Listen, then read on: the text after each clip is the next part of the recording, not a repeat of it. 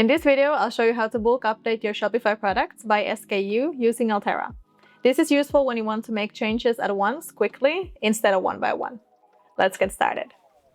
So here I have a supplier spreadsheet with 3 columns: SKU, new price, and stock quantity. Before importing it into Altera, we need to rename the columns to the format Shopify expects.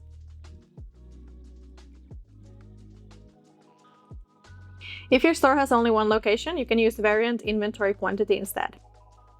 If you've used Matrixify before, this format should look familiar because it's exactly the same. You can include additional columns if you want to update more product information, and just remember the blank cells will clear existing values, so only include columns you actually want to update.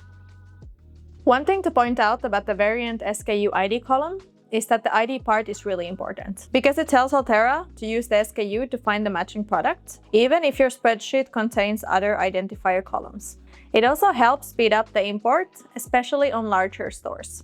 Once that's done, save the spreadsheet and we're ready to import it. Open Altera and click Close Spreadsheet. Altera automatically detects this is a product's import and matches all the columns. Start import. And once the import finishes, you can immediately see which rows were imported successfully. And here we also have one failed row. This is completely normal when working with supplier files because suppliers often include products you don't actually stock. Those rows are safely skipped while everything else imports successfully. And here we can see the updated price and inventory values. Everything else on the product remains unchanged. If a column wasn't included in the spreadsheet, Altera leaves that data exactly as it was. And that's it. That's how it's done. If you want a written article on how to do this, we'll link it in the description.